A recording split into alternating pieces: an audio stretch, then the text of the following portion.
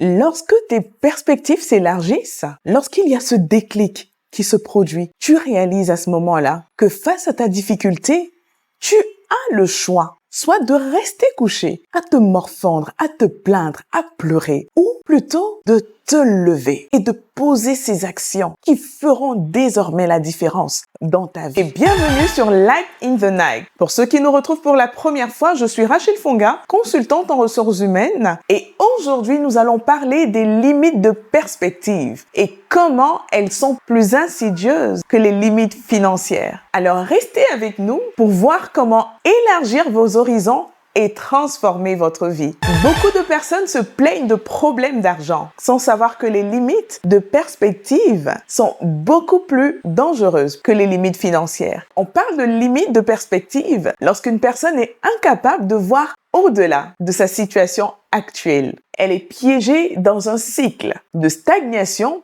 et de désespoir. Si vous avez déjà ressenti ce sentiment de stagnation, n'hésitez pas à nous le partager en commentaire. Tu as besoin d'élargir ta vision, tes connaissances, tes capacités. Le roi Salomon nous disait à ce propos, marche avec les sages et tu deviendras sage. Le sage, c'est quelqu'un qui est compétent, habile, quelqu'un qui est talentueux dans un ou plusieurs domaines. Si vous connaissez ce genre de personnes dans votre environnement immédiat, ces personnes qui ont réussi dans un domaine qui vous intéresse, faites tout pour les côtoyer, pour passer du temps avec eux, pour apprendre à leur côté. Soyez humble, asseyez-vous et laissez-les parler. Écoutez tout simplement. Sans que vous ne vous en rendiez compte, il se fera un transfert de sagesse et vous allez commencer à parler comme ils parlent, à réfléchir comme ils réfléchissent, à voir comme eux. C'est dans cette mesure que vos perspectives vont s'élargir. Là où vous voyez par le passé des limitations, vous verrez maintenant des possibilités infinies. Si malheureusement,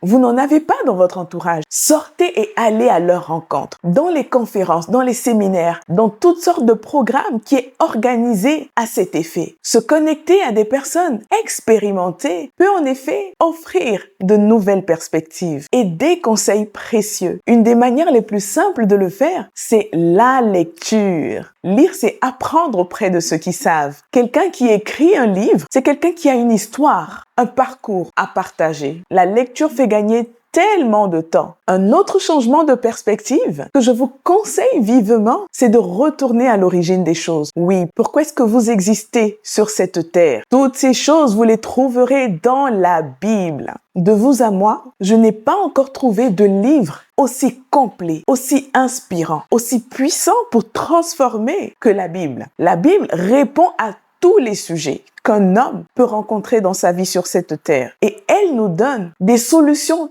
tellement pratiques pour amener un changement de mentalité et de perspective. Alors, vous l'aurez compris, il est capital de rechercher la sagesse, de rechercher la compétence, d'une manière ou d'une autre. Malheureusement, beaucoup trop de personnes se lient à des gens insensés. Alors, l'insensé, c'est quelqu'un qui prend tout à la légère. Il n'a aucun but dans la vie et passe son temps à se plaindre. C'est quelqu'un qui est non seulement ignorant, mais qui méprise la connaissance. Et bizarrement, il est contre tout ce qui peut lui permettre d'évoluer. S'entourer de ce genre de personnes limitera clairement vos perspectives. Oui, ne sous-estimez jamais la puissance de l'influence. Dis-moi avec qui tu marches, je te dirai qui tu es. Le problème ne sera jamais un manque d'argent, mais la manière dont tu vois, dont tu te vois, dont tu comprends, dont tu appréhendes la situation dans laquelle tu es. Tu as besoin de découvrir de nouvelles choses, de développer de nouvelles compétences, de saisir de nouvelles opportunités. Tu as juste besoin d'ouvrir les yeux et de voir les différentes possibilités qui s'offrent à toi. Lorsque tes perspectives s'élargissent, lorsqu'il y a ce déclic qui se produit, tu réalises à ce moment-là que face à ta difficulté,